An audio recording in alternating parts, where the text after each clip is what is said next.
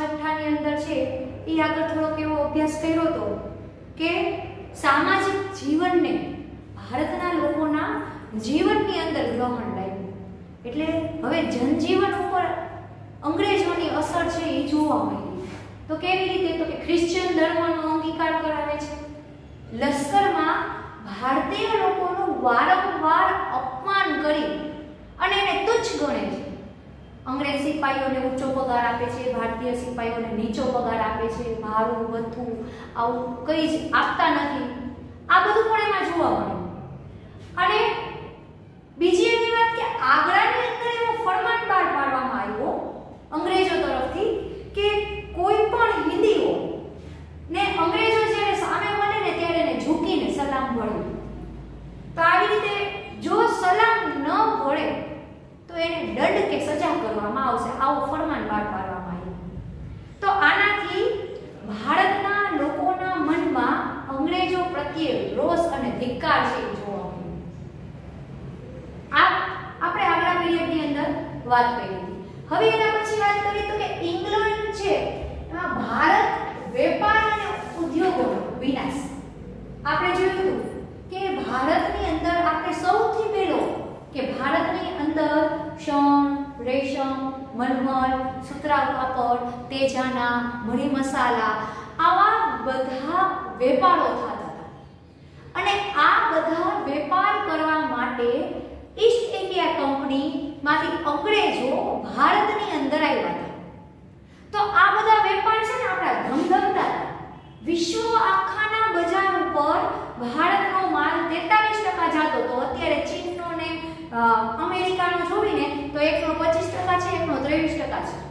તો એ સમયે વિશ્વ આખાની અંદર ભારત દેશ વેપાર કરતો હતો, એટલે મોટું કેન્દ્ર હતું ભારત દેશ છે, નિકાસનું મોટું કેન્દ્ર હતું. તો આ મોટા કેન્દ્રની અંદર પ્રત્યેક ગામમાંથી બધી વસ્તુઓનું ઉત્પાદન થતું. કાપડની અંદર સુતરાઉ કાપડનું ઉત્પાદન થતું, રેશમ કાપડનું ઉત્પાદન થતું, ઢાકાનું બાળી મલમલ એટલે કે વેલ્વેટ કહે છે એનું ઉત્પાદન થતું, મસાલા, મરી મસાલા, સુરોખાર, મીઠું, સાકર આવું કેટલું બધું ઉત્પાદન થતા હતા ભારતમાં. વાહનોના ઉત્પાદન થતા હતા, આપણા હુનર ઉદ્યોગો. તો આ બધા ઉદ્યોગોમાં જે ચીજ વસ્તુનું ઉત્પાદન થતું એમાં જરૂરિયાત પૂરતું આપણે વાપરતા, બાકી બીજા દેશમાં વેચતા.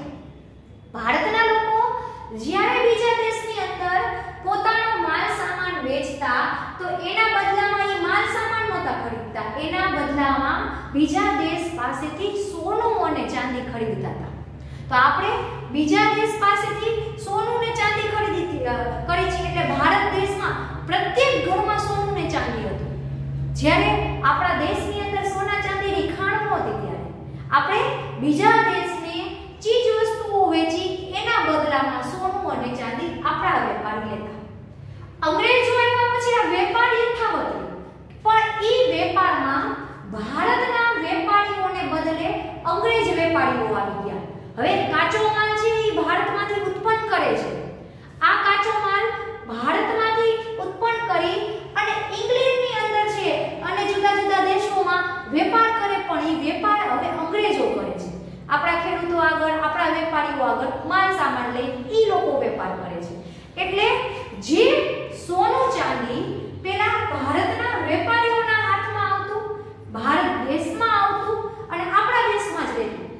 જેમ કે આપણા દેશના કોઈ પણ વેપારી છે, અત્યારે રિલાયન્સ કહી તો એ સમયે જો રિલાયન્સની ફેક્ટરી એક નહીં ને 10 ફેક્ટરી નાખે અને એનું ઉત્પાદન કરે તો એ બધો જ રૂપિયો અથવા એ બધું જ સોનું ચાંદી ક્યાં રહે તો કે ભારત દેશની અંદર રહે. તો હવે એની દિશા બદલી ગઈ.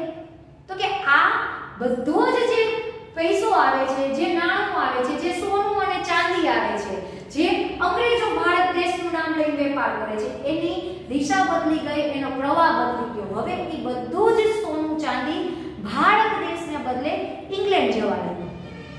ઉપરાંત વેપારનું સોનું ચાંદી તો ઇંગ્લેન્ડ જવા લાગ્યું. ઉપરાંત ભારતની અંદર જે લોકો વસવાટ કરે છે ભારત દેશની અંદર, એ લોકોનો જે કરવેરો આવે છે, તો પેલા આપણા રાજા હતા એને રહેતા, તો એનો કરવેરો આવતો એ ક્યાં રહેતો?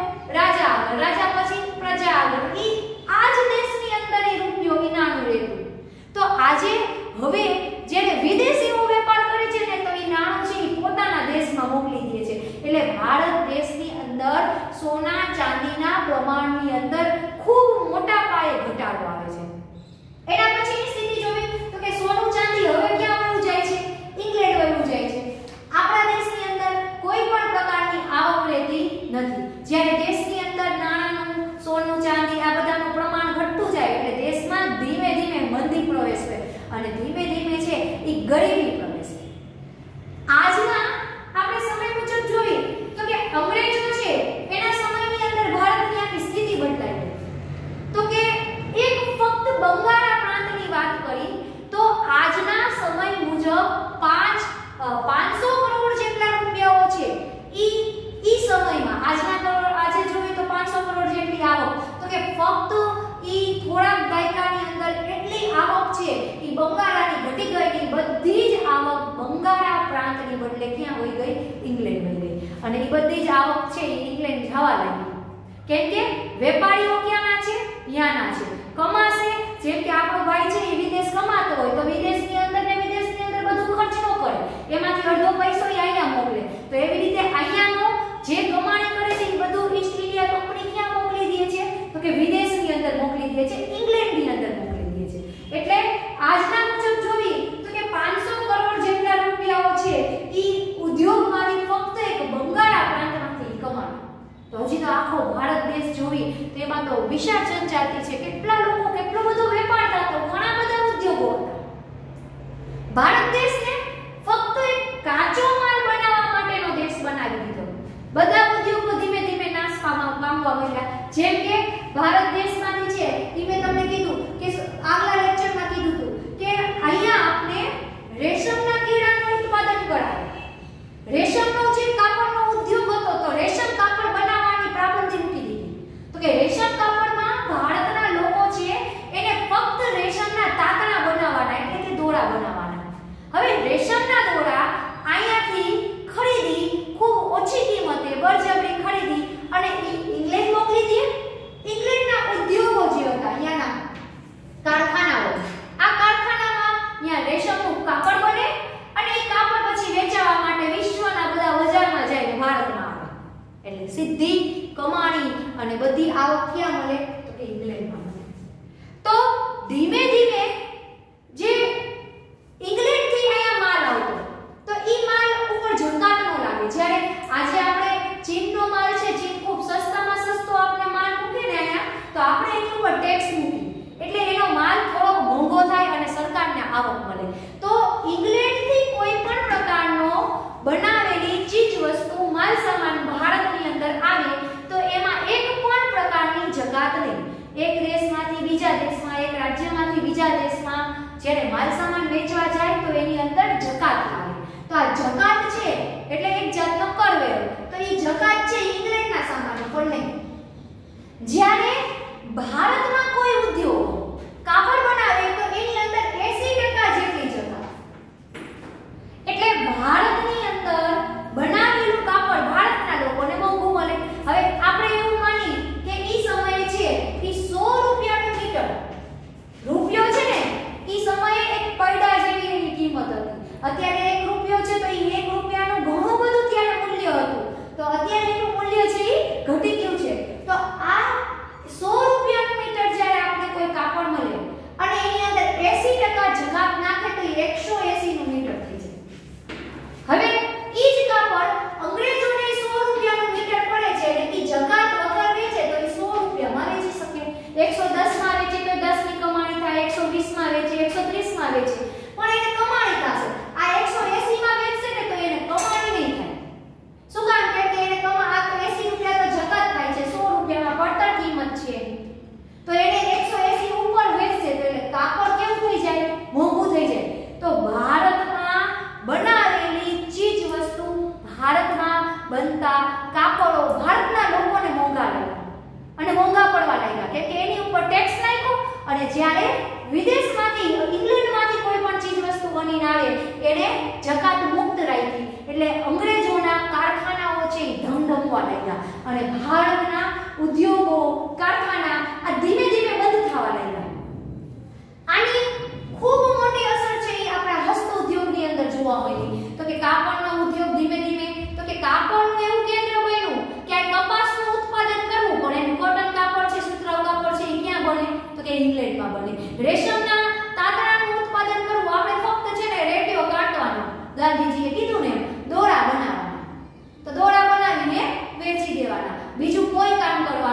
નહીં.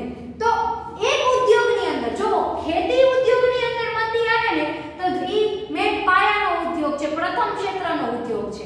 એટલે એક ઉદ્યોગની અંદર જ્યારે મંદી આવે તો ધીમે ધીમે ધીમે ઈ મંદી છે ને બધા જ ઉદ્યોગની અંદર પ્રવેશે. જેમ કે કાચો માલ છે તો કાચો માલ આપણા વ્યક્તિઓને નથી મળતો તો આપણા ઉદ્યોગો કાચા માલ વગર એની અસર ક્યાં પડશે? તો ઉદ્યોગોમાં. તો ઉદ્યોગો છે એને કાચો માલ નહીં મળે અથવા ઉદ્યોગો ઉપર ટેક્સ નાખશે તો આ માલ છે ઈ જે મોંઘો પડશે અને આની ઉપર વધુ ટેક્સ નાખશે તો બનેલી વસ્તુ છે ને ઈ મોંઘી થઈ જશે. અને બનેલી વસ્તુ મોંઘી થઈ જશે તો નાના વેપારીઓ છે ને ઈ વેપાર કરતા બંધ થઈ જશે. શું કામ? કેમ કે ચીજ વસ્તુ મોંઘી થશે ને ત્યારે વ્યક્તિઓ ગરીબીને કારણે સસ્તી ચીજ વસ્તુ ખરીદશે, મોંઘી નહીં ખરીદે. એટલે આપણા વેપારીઓના ઉદ્યોગો છે ઈ ધીમે ધીમે શું થઈ જાય તો કે ઉદ્યોગો બંધ થાય તો ઉદ્યોગો પાસેથી ખરીદતા નાના નાના વેપારીઓ છે એ વેપારીનો વેપાર પણ બંધ થઈ જાય. પછી જોઈ તો કે હસ્તકલાના ઉદ્યોગની અંદર કેવા કેવા ઘણા બધા આપણે અને અંગ્રેજો વચ્ચે હરીફાઈ થતી એવા ઉદ્યોગોમાં તો કે જહાજ બનાવવાનો ઉદ્યોગ હતો ઈ નાશ પામ્યો. એના પછી છે કાચ બનાવવાનો ઉદ્યોગ, કાગળ બનાવવાનો ઉદ્યોગ, માટીકામનો ઉદ્યોગ, હસ્ત ઉદ્યોગ જેની અંદર ચિત્રકાર છે ચિત્ર બનાવે, ઘરેણાં બનાવે, સોની ચાંદી આવા અનેક ઉદ્યોગો જે ગૃહ ઉદ્યોગો હતા, હસ્ત ઉદ્યોગો હતા, કલાકારીના ઉદ્યોગો હતા. આ બધા જ ઉદ્યોગો છે એ ભારત દેશમાં નાશ પામ્યા અને ઈ નાશ પામવાની પાછળ અંગ્રેજોના ઉદ્યોગો છે એ ધમધમવા લાગ્યા અને ભારત દેશની અંદર છે એ ગરીબીનો પ્રવેશ થયો.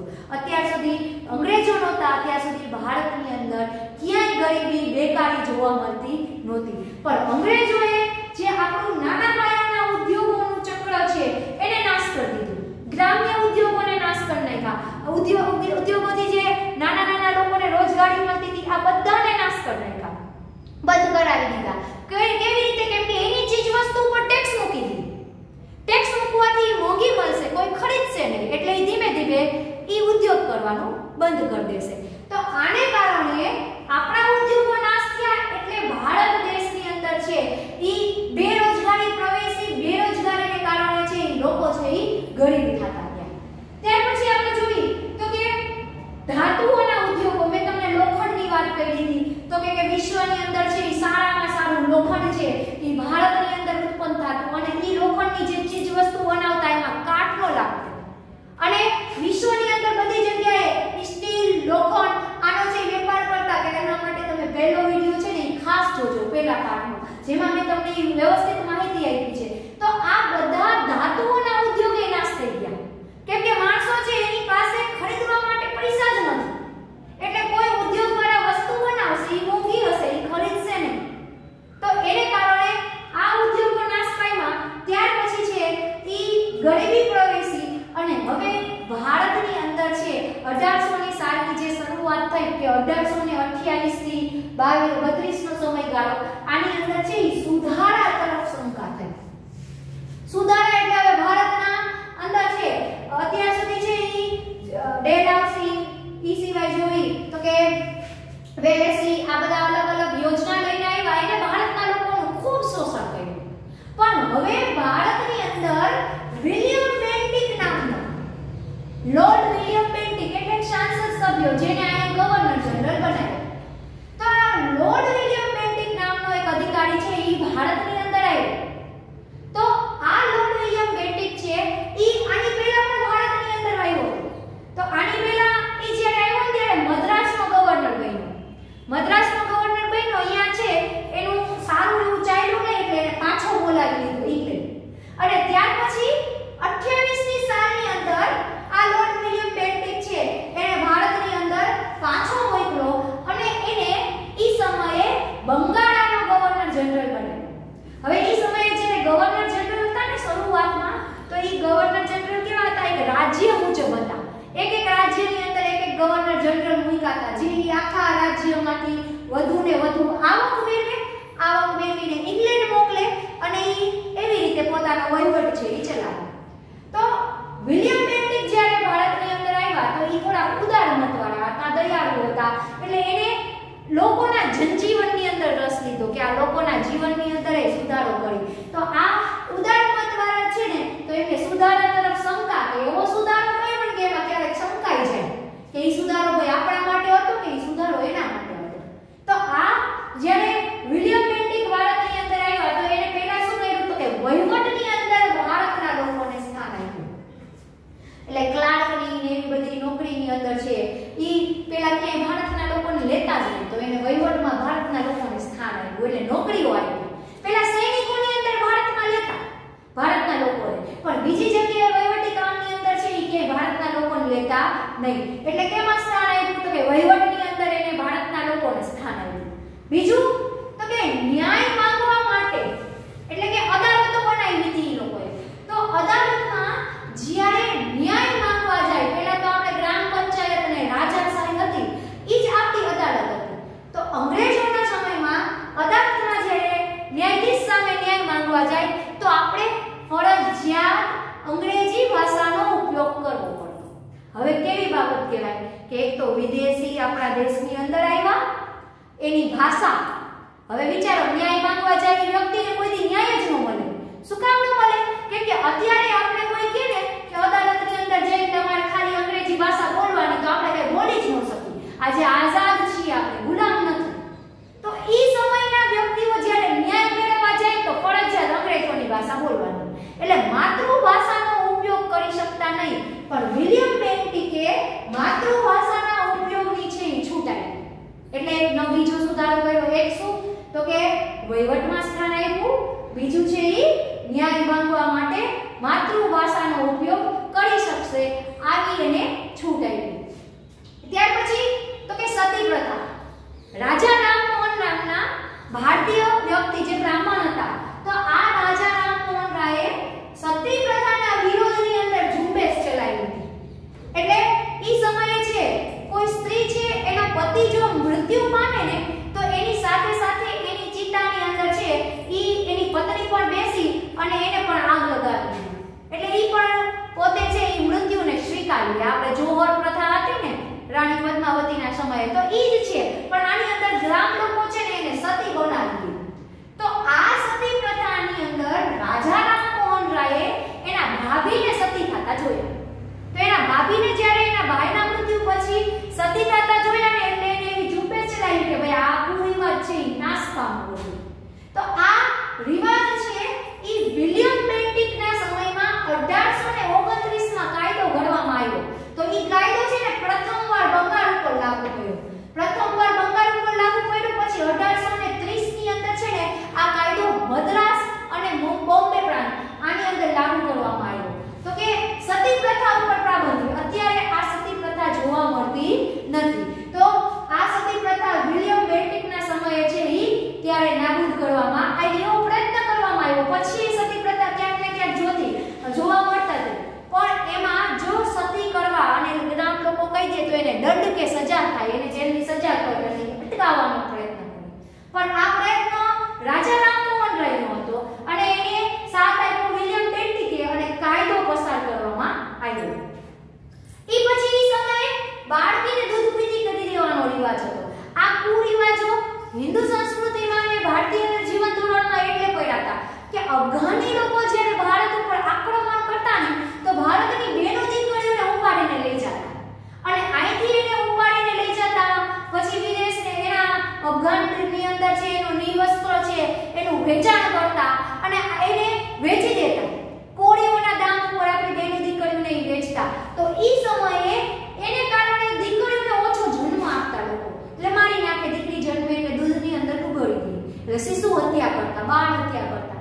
તો આ જે ઈ સમયે જે આ રિવાજ હતો એને પણ અટકાવવાનો વિલિયમ બેન્ટિકે પ્રયત્ન કર્યો. ત્યાર પછી વિલિયમ બેન્ટિકે એક બીજો એવો પ્રયત્ન કર્યો જે પ્રયત્ન આપણા લોકો માટે ખૂબ નુકસાનકારક સાબિત થયો અને જે પ્રયત્નને કારણે આપણા ભારતનું આખું જનજીવન છે ને વિખરાઈ ગયું. તો ઈ પ્રયત્ન એટલે એનું શિક્ષણ સમિતિની રચના. ઈ સમયે અંગ્રેજોના સમયની અંદર તમારી પાઠ્યપુસ્તક મુજબ કે કંપનીએ લોકોની કેળવણી માટે ₹1 લાખ ઠરાવ પસાર કર્યો હતો કે વર્ષે ₹1 લાખ લોકોના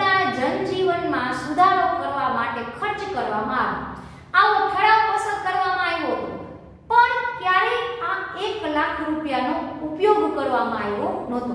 જો આ બધા સુધારા થયા ને તો કે સતી પ્રથાનો સુધારો, પછી બાળકીને દૂધ પીતી કરે ઈ અટકાવો, તો આપણા ઘણા બધા રૂઢિચુસ્ત લોકો હતા આપણા સમાજમાં. તો આ રૂઢિચુસ્ત લોકોને આ સુધારાઓ ગમતા ન હતા. આ સુધારા છે ઈ એનો વિરોધ કરતા હતા, એને ત્યારે આ ગમતા નહોતા આ સુધારા. તો ત્યાર પછી શિક્ષણ સમિતિમાં સુધારો ઈ આપણે ખૂબ ભયાનક, અને અત્યારે ભગવાનની દયાથી 2022 ની અંદર 21-22 ની અંદર આપણે નવી શિક્ષણ સમિતિ દ્વારા આપણે નવા શિક્ષણ પદ્ધતિ આટલા વર્ષે જે બદલાય છે એમાં હવે શું સારો કોઈ સુધારો આવે અને આપણું પ્રાચીન શિક્ષણ પાછું આવે એવી એક અપેક્ષા છે કે શિક્ષણ સમિતિમાં ઈ સમયે 1834 માં મેકોલો નામના ધારાશાસ્ત્રીએ સુધારો કર્યો. આ મેકોલો એ છે ને પેલા ભારત દેશનું નિરીક્ષણ કર્યું. તો હવે શું કહે છે તો કે ભારત દેશને સંપૂર્ણ રીતે નાશ પામવો છે અને ભારતના લોકોને આજીવન ગુલામ બનાવવા છે. હવે કોઈ વ્યક્તિ જીવે ત્યાં સુધી એને કોઈ દેશને ગુલામ બનાવવો છે તો કેવી રીતે એને અટકાવ બનાવી આપણે તો કે એના શિક્ષણ ઉપર વાર કરો. જ્યારે વ્યક્તિનું શિક્ષણ બદલાય ને એનું પ્રશિક્ષણ જે મળે છે એમાં ફેરફાર થાય ને એટલે 20 વર્ષે 30 વર્ષે 40 વર્ષે ઈ આખા સમાજના આખા દેશની અંદર છે ઈ ફેરફાર આવે. શેનાથી આવે તો કે શિક્ષણથી આવે.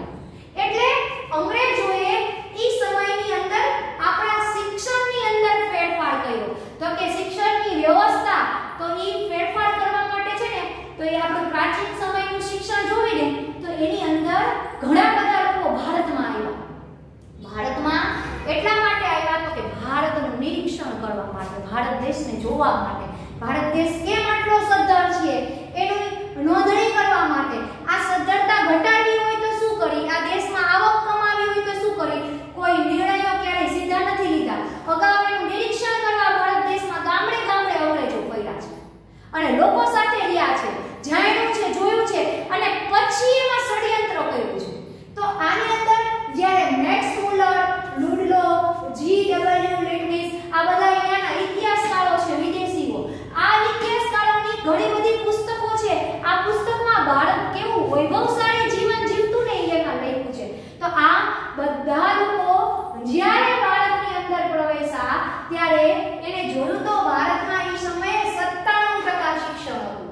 97% શિક્ષણ એટલે એ સમયે છે એ મેક્સ મુલરે એવું કીધું કે ભારતનું એક પણ ગામ એવું નથી જ્યાં ગુરુકુળ નથી, શિક્ષણ વ્યવસ્થા નથી.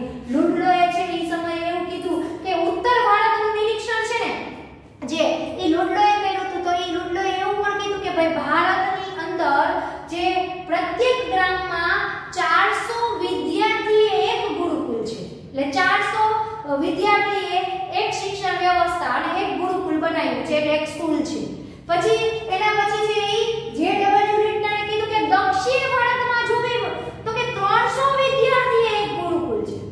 તો જો ઉત્તર ભારતમાં એક અલગ વ્યક્તિ નિરીક્ષણ કરવા ગયો, દક્ષિણ ભારતમાં એક અલગ વ્યક્તિ નિરીક્ષણ કરવા ગયો. તો આ નિરીક્ષણ કરતા એને એવું કીધું કે 1822 ની અંદર તો કે 97% લોકો શિક્ષિત છે અને 18 વિષયો લે છે, જેમાં ખગોળશાસ્ત્ર, વિજ્ઞાન, બાંધકામ, રાસાયણશાસ્ત્ર, કેટલા બધા વિષયો, ગણિત ને એટલું અત્યારે 7 વિષયો છે. એના પૂરતું સીમિત નહીં. બાંધકામ, જે બાંધકામનું વિજ્ઞાન, જે વાસ્તુશાસ્ત્ર પ્રમાણે થતું કે મોટા મોટા ભવનો બનાવવા, ભવનોનું નિર્માણ, આ બધા એન્જિનિયરો, ચિકિત્સાલય, તો આવા 18 વિષયોનું જ્ઞાન આપવામાં આવતું. તો આ શિક્ષણ વ્યવસ્થા છે એ આ સમયે નાશ કરવામાં આવી કેમ કે ભારતના લોકોને આજીવન ગુલામ બનાવવા છે, જે ગુલામી હજી પણ આપણે અનુભવી છે. શું કામ તો કે અંગ્રેજી શિક્ષણ દઈને, ઇંગ્લિશ ભણાવીને. હજી પણ તમને ને મને અંગ્રેજી ભાષા નથી આવડતી તો આપણે શરમ આવે છે. જ્યારે બીજી કોઈ ભાષા આપણે ન આવડતી હોય તો શરમ ન આવતી હોય. કા ભાઈ જાપાન આપણાથી સદ્ધર દેશ છે, આવડે છે જાપાન? નથી આવડતી. કેમ શરમ નથી આવતી? તો જાપાનના લોકો અંગ્રેજી શીખતા જ નથી. ઈ લોકો એમ કહે છે ભાઈ તમારે અમારી સાથે વેપાર કરવો હોય, ઉદ્યોગ કરવો હોય તો તમે શીખો અમારી જાપાની. તો એવી રીતે આપણા દેશની અંદર અંગ્રેજી શિક્ષણની શરૂઆત છે એ આ મેકોલોએ કરાવી. મેકોલો નામના ધારાશાસ્ત્રીઓએ કરાવી. શું કામ કરાવી તો કે ભારત દેશની અંદરથી આપને આજીવન ગુલામ બને. ઈ સમયે વહીવટી કામકાજ કરવા માટે ક્લાર્ક જોતા હતા, એટલે એના કાગળિયા કામ છે એ સરળતાથી પૂરા પાડે. તો આ કાગળિયા કામ કરાવવા માટે એને અંગ્રેજી કેળવણી, અંગ્રેજી શિક્ષણ આપવાનું ચાલુ કર્યું. આપણા લોકોને અંગ્રેજી ભણાવવાનું ચાલુ કર્યું. શાળાઓ ખોલી, કોલેજો ખોલી. તો એ સમયે આપણે જોઈએ તો પેન્ડરગાસ્ટ નામનો વ્યક્તિ જ્યારે ભારતનું નિરીક્ષણ કરવા આવ્યો ને તો એને એની રાજ્ય સભાની અંદર પેન્ડરગાસ્ટે કીધું કે ભારતની અંદર જ્યારે કોઈ બાળક છે એ 5 વર્ષ 5 મહિના અને 5 દિવસનું થાય છે ને ત્યારે એને ગુરુકુળની અંદર પ્રવેશ મળે છે અને એ 14 વર્ષનું પૂર્ણ થાય પછી ગુરુકુળની બહાર નીકળે છે અને એ ગુરુકુળને મફત શિક્ષણ આપવામાં આવે છે. જો ક્યાંય શિક્ષણના પૈસા લેવામાં આવતા નહીં. અને ગુરુકુળનો સંપૂર્ણ ખર્ચ ચલાવવા માટે સમાજ છે એ અલગ અલગ જગ્યાએથી ગુરુકુળને યોગદાન આપે છે અને એ યોગદાનથી ભારતની અંદર છે એ ગુરુકુળ ચાલે છે. એ સમયે ભારતમાં 1822 ની અંદર ભારતમાં 14,000 તો કોલેજો હતી જે એ સમયે વિશ્વવિદ્યાલય કહેવામાં આવતું. એમાં દક્ષિણ ભારતની અંદર જોઈને તો આયુર્વેદની અંદર બધા જાતની સર્જરી થતી. ભારતની અંદર બધા જાતના ડોક્ટરો હતા અને બધી જ સર્જરી થતી અને એ સર્જરી માટે દક્ષિણ ભારત છે એ આપણા મુખ્ય મથક હતા. એ બધા વિશ્વવિદ્યાલય છે ને આયુર્વેદના એ દક્ષિણ ભારતની અંદર હતા. ત્યાર પછી 1868 ની અંદર હવે આપણે તો 1822 માં 14,000 કોલેજો હતી. ગામડે ગામડે આપણે ગુરુકુળ હતા. જ્યારે આપણે આપણી કમ્પેરિઝનમાં ઇંગ્લેન્ડની વાત કરી તો ઇંગ્લેન્ડમાં 1868 ની સાલમાં સામાન્ય લોકોને શિક્ષણ આપવામાં ન આવતું. સામાન્ય લોકોને શિક્ષણ આપવામાં ન આવતું એટલે તો કે જે ભાઈ સાફ સફાઈનું કામ કરતા હોય, કાળા ગોરાનો ભેદભાવ હતો. તો આવા મજૂર વર્ગના લોકો છે ને એના બાળકોને ઇંગ્લેન્ડમાં શિક્ષણ આપવામાં 68 સુધી નહોતું આવતું.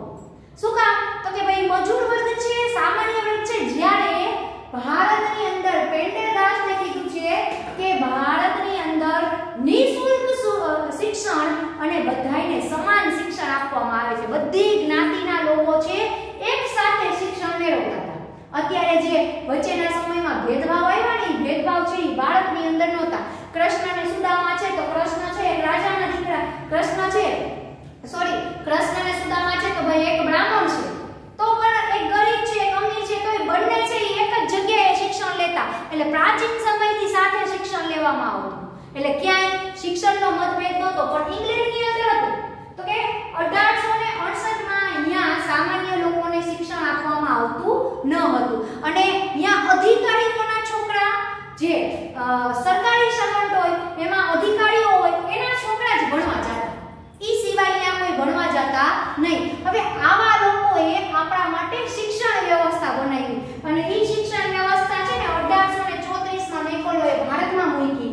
મુંબઈ, ચેન્નઈ, કોલકાતા આ બધી જગ્યાએ છે એટલે 3 છે એ આપણા માટે કોલેજોની સ્થાપના કરી અને આ કોલેજોની અંદર છે ઈ એને હિન્દી યુવાનો, ભારતના યુવાનોને અંગ્રેજી શીખડાયું અને અંગ્રેજી શિક્ષણ ભારતમાં ચાલુ કર્યું એટલે એને જોતા આવે ક્લાર્ક મળી ગયા, આજીવન ગુલામ મળી ગયા. અને આ શિક્ષણ પદ્ધતિ એને પાયાથી મોટા ધોરણ સુધી નાખી દીધી. કે શિક્ષણ કેવું? તો કે ભાઈ વાંચો, ગોખો અને લખો પછી ભૂલી જાઓ જે અત્યારે ભણી છે. પ્રેક્ટિકલ શિક્ષણ કોઈ જાતનું નહીં.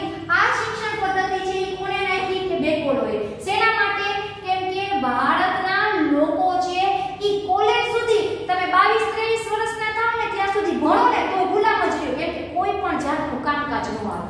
પહેલા આપણે ઉદ્યોગોનું કારીગરી છે એ આ ઉદ્યોગો છે એ આમાં શીખવાડતા. શિક્ષણની અંદર ઉદ્યોગ વિષય હતો તો એમાં શિક્ષણની અંદર કારીગરો તૈયાર થતા. ભાઈ બહાર નીકળે ને તો જેને લુહારી કામ કરતા આવડતું હોય લુહાર બને, સોની કામ કરવાનું ગમતું હોય સોની બને, ચિત્રકામ કરવાનું ગમતું હોય ચિત્રકાર બને, માટી કામ કરવાનું ગમતું હોય એ છે એ કુંભાર બને.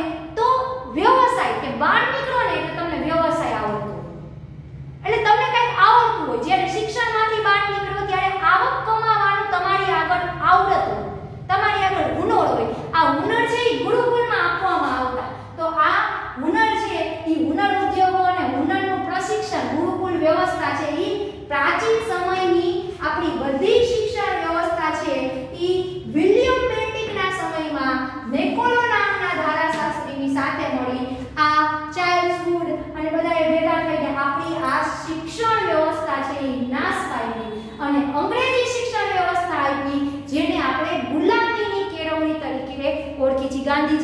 હવે આજીવન ગુલામ રહેશે.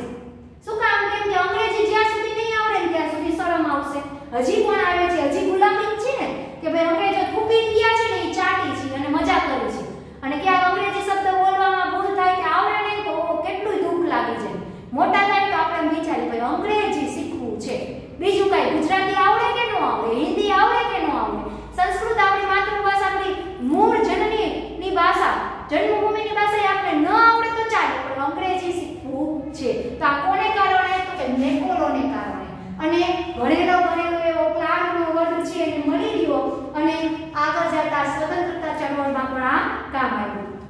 એના પછી ભારતની અંદર ઔદ્યોગિક ક્રાંતિની શરૂઆત કરી. હવે ઔદ્યોગિક ક્રાંતિમાં આપણા ઉદ્યોગો તો નાશ કરી દીધા. પોતાના દેશની અંદર ઔદ્યોગિક ક્રાંતિ થઈને એને ભારતની ઔદ્યોગિક ક્રાંતિ બતાવી. કેવી રીતે? કે અહીંયા કારખાના ધમધમે છે ને એમ કહે છે ભારતમાં. કામ કેમ કે ભારતમાંથી કાચો માલ લઈ જાય છે, એને કારણે એના કારખાના ધમધમે છે. અને ઔદ્યોગિક ક્રાંતિની શરૂઆતમાં ભારતની અંદર અમુક સુધારા કર્યા. તો કે વાહનો આવ્યા, વાહનોમાં હેરફેર કરવા માટે. હવે આપણા જહાજો જે આપણે બનાવી અને પછી અંગ્રેજોને વેચતા ને 1825ની નિશાન આપણા વાપરેલા જહાજો વેચતા તો 25 વર્ષ 30 વર્ષ ચાલે. આપણા વાપરેલા જહાજો આપણે વેચતા બીજા દેશને. તો આવો હુનર હતો, આ ઉદ્યોગો હતા, આપણા કારીગરોના જે કારખાનાઓ હતા એને બંધ કરાવી દીધા. કાચો માલ બનાવવાનો, પછી કારખાના બંધ થઈ જાય તો એનું કારખાનાના મશીનરી બનાવતા એન્જિનિયરો પણ બંધ કરતી. તો એક પછી એક છે એ બધી જગ્યાએ આપણા ઉદ્યોગો છે એ બંધ થવા માંડ્યા.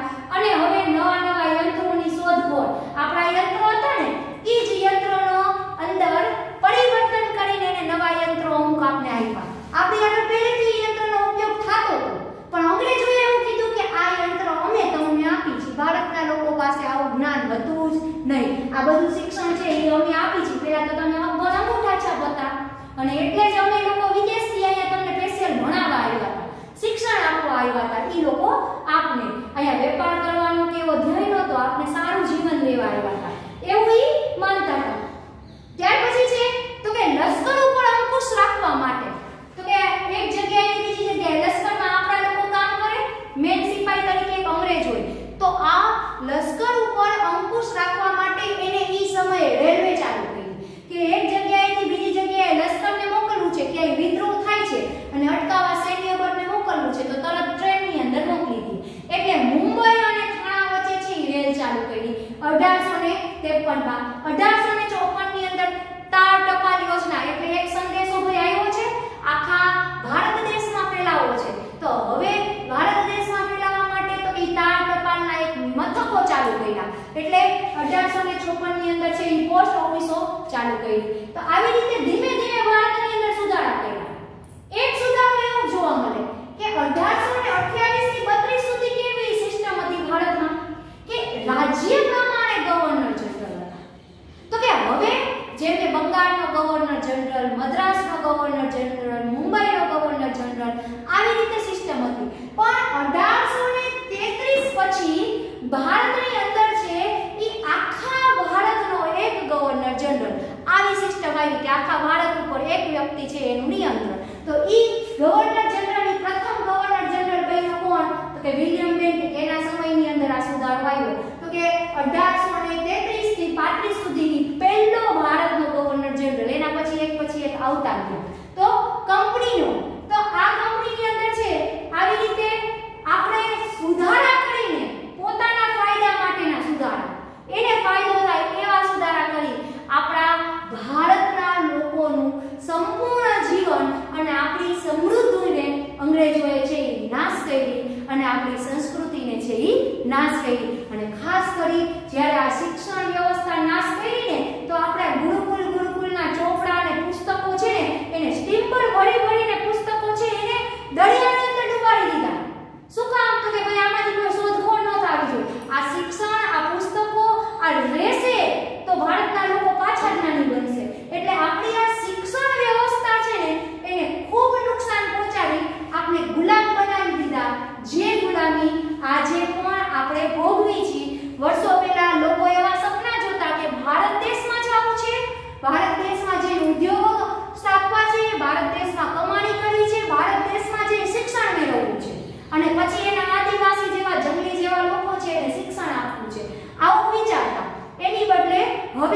ભારતના લોકો વિચારવા મજબૂર થઈ ગયા કે ભાઈ મારે અમેરિકા જવું છે, મારે જાપાન જવું છે, ત્યાંથી નવું શિક્ષણ મેળવવું છે. તો વિદેશીઓએ ખાસ કરી ઇંગ્લેન્ડે આપણે બ્રિટિશોએ આપણે આજીવન ગુલામ બનાવી દીધા આ શિક્ષણ વ્યવસ્થાને કારણે. ત્યાર પછી વર્તમાન પત્રની શરૂઆત થઈ, તાર ટપાલની શરૂઆત થઈ અને ધીમે ધીમે શિક્ષણ લીધા પછી અંગ્રેજી શિક્ષણ મેળવ્યા પછી આપણા દેશના લોકોનું કાયમ અપમાન થતું અને એમાં રોષે ભરાઈને કેટલા ક્રાંતિકારીઓ છે એ જાગૃત થયા, કેટલાય વિરોધીઓ જાગૃત થયા કે ભાઈ આ તો આપણી સંસ્કૃતિ, આપણી મૂળ સભ્યતાને નાશ કરી દેશે. તો આપણી સંસ્કૃતિ, આપણી મૂળ સભ્યતાને બચાવવા માટે આપણે શું કરવું? તો આવા પ્રયત્નો છે એને દેશની અંદર રાષ્ટ્રવાદને ઉદ્ભવ કર્યો. રાષ્ટ્રવાદ એટલે મારે મારા દેશ માટે કંઈક કરવું છે એવી ભાવના, એવો વિચાર જ્યારે કોઈ પણ વ્યક્તિમાં આવે ને તો એને રાષ્ટ્રવાદી કહેવાય. એક ડોક્ટર એવું વિચારે કે ભાઈ મારે મારા દેશના લોકો માટે કંઈક કરવું છે અને એના દેશના લોકો માટે આજીવન જીવન ન્યોછાવર કરી દે ને તો એને રાષ્ટ્રવાદી કહેવાય. એક સૈનિક વિચારે કે રક્ષણ કરીને મારે મારા દેશ માટે કંઈક કરવું છે. એક શિક્ષક વિચારે, એક કારીગર વિચારે કે મારે કોઈ કારીગરી કરી અને આ મારા દેશના લોકો માટે કંઈક કરવું છે. તો ઈ ભાવના, ઈ લાગણી એને રાષ્ટ્રવાદ કહે. અને આ બદલાવને કારણે ભારતના લોકોની અંદર રાષ્ટ્રવાદની ભાવના જન્મી. પહેલા કેવું હતું તો કે રાજાશાહી હતી ને તો એ લોકો છે એક રાજ્યને પોતાનો દેશ માનતા. જેમ કે બંગાળના લોકો એમ માને બંગાળ મારો દેશ, ગુજરાતના લોકો માને ગુજરાત મારો દેશ. એટલે ઈ રાજાની જે શાસન હોય ને એના માટે લડત કરતા. તો હવે આખા દેશની અંદર પ્રવેશું ને તો હવે દેશના લોકોની અંદર છે ઈ વર્તમાનપત્ર અને તાર ટપાલ યોજના, બીજા દેશના રેલવે દ્વારા એક દેશમાં એક રાજ્યમાંથી બીજા રાજ્યમાં જઈ અને જાણકારી મેળવી અને લોકો છે એની અંદર દેશ ભાવના, રાષ્ટ્રવાદ છે ઈ જાગૃત થયો. અહીંયા આપણો આ પાઠ છે ઈ પૂર્ણ થાય છે. હવે આગળના પાઠની અંદર છે ઈ આ રાષ્ટ્રવાદની ભાવના લોકોને